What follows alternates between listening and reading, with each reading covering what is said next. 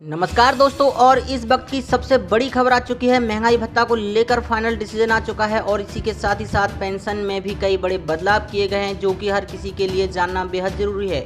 महंगाई भत्ता और पेंशन को लेकर बहुत ही बड़ी खबर है, जो कि सभी केंद्रीय कर्मचारियों और राज्य कर्मचारियों और पेंशनरों को जानना बहुत ही जरूरी है। इससे पहले बहुत ही बड़ी खबर आ रही है, जो कि हर भारतीय के लिए जानना बेहद जरूरी है। जी हाँ, रिटायरमेंट के बाद काम कर रहे केंद्रीय कर्मचारियों की सैलरी पर सरकार का ये बड़ा प्लान। जी हां दोस्तों, मोदी सरकार रिटायरमेंट के बाद दोबारा कॉन्ट्रैक्ट पर अपॉइंट होने वाले केंद्रीय कर्मचारियों को मिलने वाली वेतन भुगतान पर काम कर रही है। अलग अलग मंत्रालयों विभाग में अपॉइंट होने वाले रिटायर्ड कर्मचारियों के वेतन में असमानताएं दूर करने के लिए सरकार वेतन संबंधी नियमों पर काम कर रही है।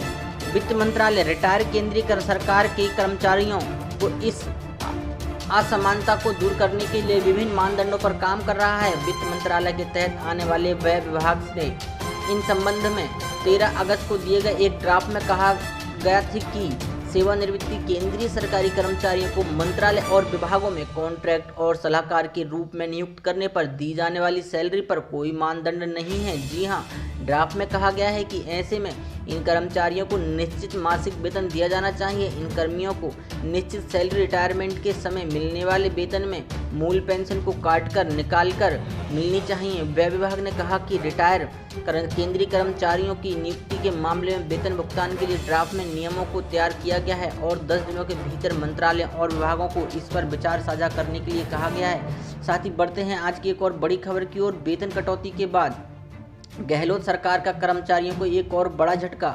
अब पेड लीव पर भुगतान नहीं होगा। जी हां, कोरोना संकट के कारण सरकार के राजस्व में आई भारी कमी के कारण अब राजस्थान सरकार ने गैर जरूरी खर्चों में बड़ी कटौती का फैसला किया है। राजस्थान सरकार ने मितव्ययिता के संबंध में सर्कुलर जारी करके तत्काल प्रभाव से गैर जरूरी सरकारी खर्चों में कमी कर दी है। खर्चों में कटौती के ये आदेश सभी सरकारी विभागों, सरकारी उपक्रमों, कंपनियों, बोर्ड, विश्वविद्यालयों, अनुदानित संस्थाओं और निकायों पर लागू होंगे। प्रभारी सचिव और विभागाध्यक्षों और इसका पालन कराने की जिम्मेदारी रहेगी। बता दें कि इससे पहले गहलोत सरकार ने वेतन कटौती की घोषणा की थी। अफसरों और कर्मचारियों को देय उपार्जित अवकाश पेड लीव के एवज में नकद भुगतान की नई स्वीकृतियां इस वित्तीय वर्ष में स्थगित रखी जाएंगी। इस वित्त वर्ष में अफसर कर्मचारियों को उपार्जित अवकाश का पैसा नहीं मिलेगा, वहीं गैर जरूरी पदों को खत्म किया जाएगा। साथ ही कर्मचारियों के लिए एक और बड़ी खबर निकल के आ रही है। सभी श्रेणियों के केंद्रीय कर्मचारियों को मिलते हैं ये महत्वपूर्ण भत्ते। कोरोना संकट के खत्म होने के बाद केंद्रीय कर्मचारियों को अगले वित्त वर्ष में वेतन वृद्धि की सौगात मिलने की उम्मीद है, जबकि करीब 50 लाख सरकारी कर्मचारी हालात सुधरने पर अपने महंगाई भत्ते को लेकर कुछ बड़े ऐलान की आस लगाए बैठे हैं। इस बीच हम आपको बता दें कि केंद्रीय कर्मचारियों के सभी श्रेणियों को भुगतान किए जाने वाले कुछ महत्वपूर्ण भत्तों के बारे में बताने वाले हैं। देश भर के सभी सरकारी महकमों में 7वें वेतन आयोग की सिफारिशों के लागू किए जाने के बाद से लाखों कर्मचारियों की सैलरी और भत्तों में खासी बढ़ोतरी हुई थी। इसी के तहत बाल शिक्षा भत्ते को 1500 रुपये से बढ़ाकर प्रति बच्चे से बढ़ाकर 2250 रुपये प्रति बच्चे कर दिया गया था, जबकि हॉस्टल सब्सिडी को 4500 रुपये प्रति माह से बढ़ाकर 6750 रुपये प्रति माह कर दिया गया है। बाल शिक्षा भत्ता कर्मचारी को अधिकतम 2 बच्चों के लिए दिया जाता है।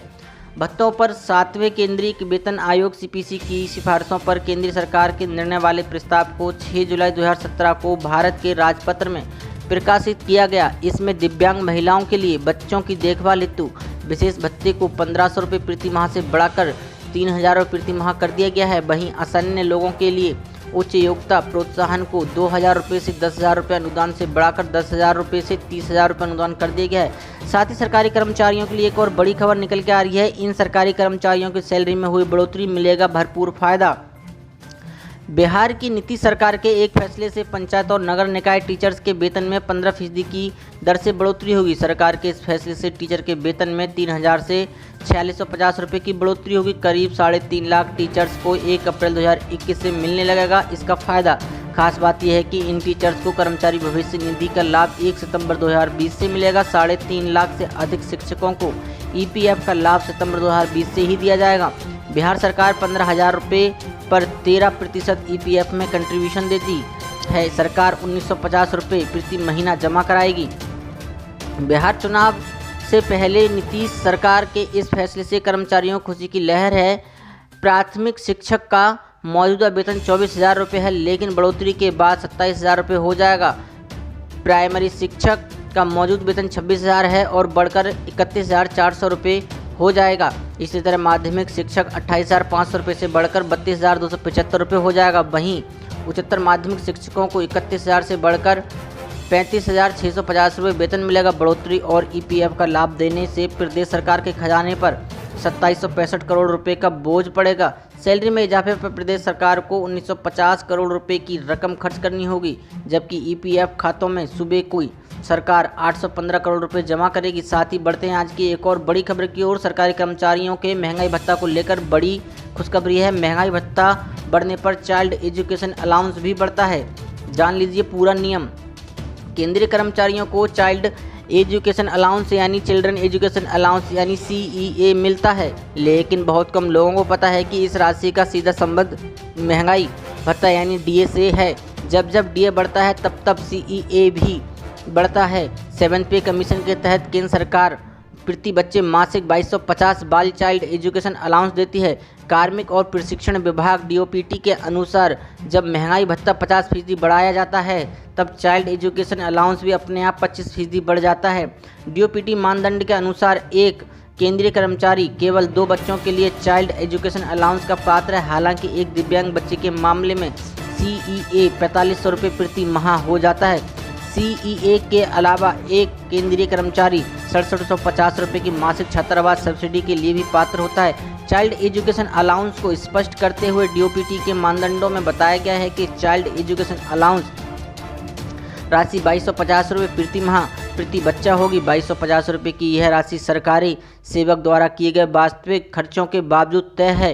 DOPT के नियमों में आगे कहा गया है कि दिव्यांग बच्चे के मामले में चाइल्ड एजुकेशन अलाउंस 4500 रुपये प्रति माह निर्धारित है, यानी सामान्य बच्चे के केस में दी जाने वाली राशि से 2 गुना है। हालांकि पति पत्नी दोनों सरकारी सेवक हैं तो उनमें से केवल एक ही CEA के दावे के लिए पात्र होगा। जी हाँ, चाइल्ड एजुकेशन अलाउंस का दावा करने के लिए बच्चे की ऊपरी आयु सीमा 20 वर्ष या 12वीं कक्षा पास करने के समय तक है, जो भी पहले हो। दिव्यांग बच्चे के मामले में ऊपरी आयु सीमा 22 वर्ष है। चाइल्ड एजुकेशन अलाउंस का दावा करने के लिए कोई न्यूनतम आयु लागू नहीं होगी। बता दें 7 पे कमीशन लागू होने के बाद केंद्रीय कर्मचारियों की सुविधाओं में कई गुना बढ़ोतरी हुई है। नौकरी के 30 साल पूरे होने पर जनहित में समय से पहले रिटायर किए जा सकते हैं केंद्रीय कर्मचारी। सरकार ने स्पष्ट किया नियम। जी हाँ, सरकार ने स्पष्ट किया है कि जनहित में केंद्रीय कर्मचारियों को समय से पहले रिटायर किया जा सकता है। नियम का हवाला देते हुए केंद्र सरकार ने कहा है कि 50 से 55 साल की आयु या फिर नौकरी में 30 वर्ष पूरे करने वाले केंद्रीय कर्मचारियों को जनहित में कभी भी सेवा से हटाया जा सकता है।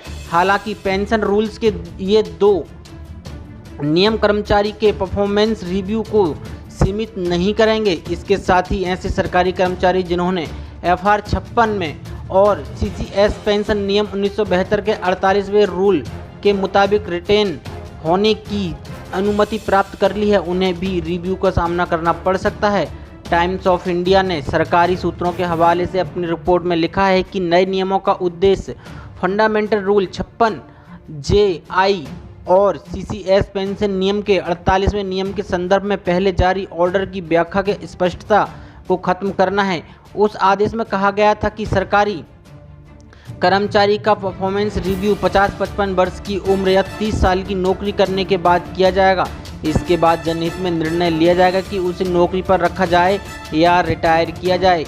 एक अधिकारी ने बताया कि 28 अगस्त के OM इंस्ट्रक्शन का उद्देश्य व्याख्या में किसी भी प्रकार की अस्पष्टता को खत्म करना है, चाहे वह सरकारी कर्मचारी के परफॉर्मेंस रिव्यू के संदर्भ में हो या फिर समय से पहले रिटायरमेंट के बारे में।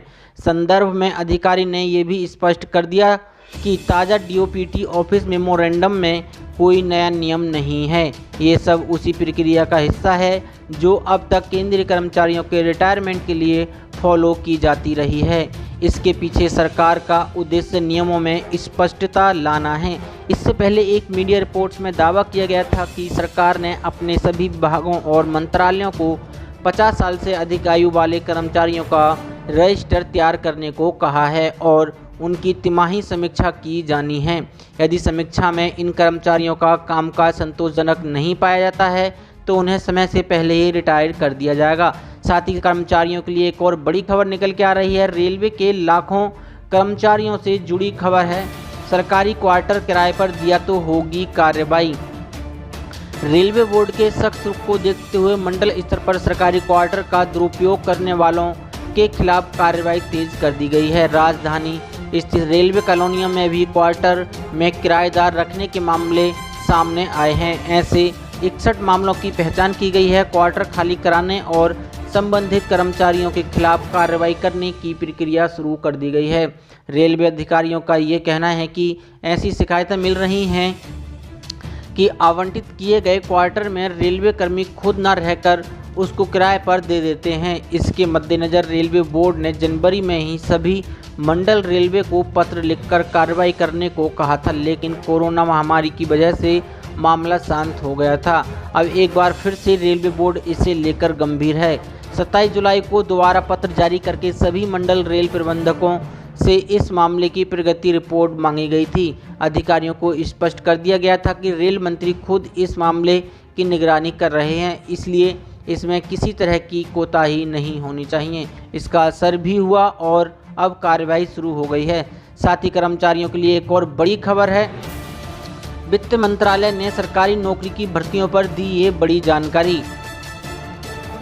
कोरोना संकट के बीच सरकारी नौकरी की तैयारी कर रहे या अपनी भर्ती का इंतजार करने वालों के लिए लोगों को वित्त मंत्रालय ने बड़ी राहत दी है। वित्त मंत्रालय ने शनिवार को जानकारी दी है कि सरकारी नौकरी की भर्ती पर कोई रोक नहीं लगाई गई है। वित्त मंत्रालय के आधिकारिक ट्विटर हैंडल पर दी गई जानकारी के मुताबिक सरकारी एजेंसियां, staff selection commission, union public service commission, railway recruitment board के जरिए भर्तियां पहले की तरह ही की जाएंगी।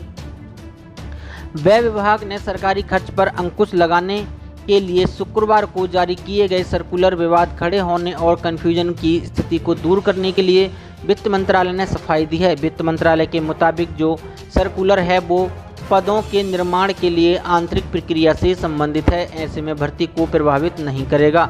सर्कुलर के कुछ बिंदुओं का विपक्ष ने सवाल खड़े किए थे। इसके बाद वित्त मंत्रालय ने सफाई में कहा कि भारत सरकार में पदों को भरने पर कोई रोक या प्रतिबंध नहीं है। साथ ही बढ़ते आज की एक और बड़ी खबर की ओर। कोरोना को लेकर योगी सरकार का बड़ा फैसला, सरकारी कर्मचारियों को लेकर दिया ये बड़ा आदेश। उत्तर प्रदेश में कोरोना संक्रमण के मामले तेजी से बढ़ रहे हैं। कोरोना संक्रमितों की संख्या को देखते हुए यूपी सरकार ने बड़ा फैसला लिया है। यूपी में अब ग्रुप सी और ग्रुप डी के कर्मचारियों को रोजाना दफ्तर आना अनिवार्य नहीं होगा। हालांकि ग्रुप ए, ग्रुप बी के कर्मचारियों को रोजाना दफ्तर आना होगा। बता दें कि यूपी में बीते 24 घंटे में कोरोना के 5716 मामले सामने आए हैं। प्रमुख स्वास्थ्य सचिव अमित मोहन प्रसाद ने बताया कि 24 घंटे में प्रदेश में 5716 नए कोविड मामले दर्ज किए गए। अब प्रदेश में एक्टिव मामलों की कुल संख्या 56,459 है। उन्होंने बताया कि 1,81,364 लोग पूरी तरह ठीक होकर डिस्चार्ज किए जा चुके हैं। इसके अलावा 28,609 लोग होम आइसोलेशन में हैं। अब तक 1,08,056 लोगों ने होम आइसोलेशन का विकल्प लिया है। साथ ही बढ़ते हैं एक और बड़ी खबर की ओर। BSNL में फिर 20,000 कर्मचारियों पर छटनी की तलवार। आखिर ये क्यों हो रहा है, जानिए विस्तार से पूरी खबर। सरकारी टेलीकॉम कंपनी BSNL के 20,000 कर्मचारियों पर नौकरी का खतरा मंडरा रहा है। कर्मचारी यूनियन ने बताया कि BSNL ने अपनी सभी यूनियन को आदेश दिया है कि ठेके पर रखे गए कर्मचारियों के खर्चों पर लगाम लगाए। इससे BSNL से कॉन्ट्रैक्टर्स के जरिए जुड़े 20,000 कर्मचारियों की नौकरी जा सकती है। यूनियन का दावा है कि कंपनी की पॉलिसी की वजह से 30,000 कर्मचारियों को पहले भी निकाला जा चुका है। इन सभी को 1 साल से ज़्यादा समय से सैलरी नहीं मिली है। 1 सितंबर को BSNL ने अपने सभी चीफ जनरल मैनेजर्स को चिट्ठी लिखकर कॉन्ट्रैक्ट वर्कर्स के खर्चों में कटौती करने का आदेश दिया था, जिसमें कॉन्ट्रैक्टर्स के जरिए लाए जा रहे लेबर्स में कटौती करने को भी कहा गया था। चेयरमैन ने साफ कहा है कि इसके लिए वो एक साफ रोड मैप तैयार करें। उन्होंने कहा कि ज़्यादातर सर्किल में क्लस्टर वेस्ट काम शुरू होने के बाद ठेके पर रखे गए हाउसकीपिंग सिक्योरिटी जैसे स्टाफ की ज़रूरत नहीं है। यूनियन ने बीएसएनएल के चेयरमैन और मैनेजिंग डायरेक्टर पी के पुरवार को एक चिट्ठी लिखकर कहा कि स्वैच्छिक सेवानिवृत्ति बीआरएस लागू होने के बाद कंपनी की वित्तीय सेहत काफ़ी खराब हो चुकी है। कई शहरों में कर्मचारियों की कमी की वजह से नेटवर्क में गड़बड़ियां काफ़ी बढ़ गई हैं। यूनियन ने कहा है कि बीआरएस के बाद भी बीएसएनएल अपने कर्मचारियों को समय पर वेतन नहीं दे पा रही है। यूनियन ने कहा कि पिछले 14 माह से भुगतान नहीं होने की वजह से 13 कॉन्ट्रैक्ट वर्कर आत्महत्या कर चुके हैं। स्वैच्छिक सेवानिवृत्ति स्कीम बीआरएस 2019 में 79,000 कर्मचारियों को घर भेजा जा चुका है। आपको बता दें कि बीएसएनएल एमटीएनएल के लिए पिछले महीने सरकार ने 79,000 करोड़ रुपए का रिवाइवल पैकेज मंजूर किया था। इसमें घाटे में चल रही दोनों कंपनियों का विलय शामिल है। इसके अलावा कर्मचारियों के बीआरएस के लिए भी कहा गया है। सरकार ने अगले 2 साल में कंपनियों को मुनाफे में लौटाने का लक्ष्य रखा है। ऐसी बड़ी खबरों को देखने के लिए हमारे चैनल को सब्सक्राइब करें और वीडियो को लाइक शेयर जरूर करें। धन्यवाद।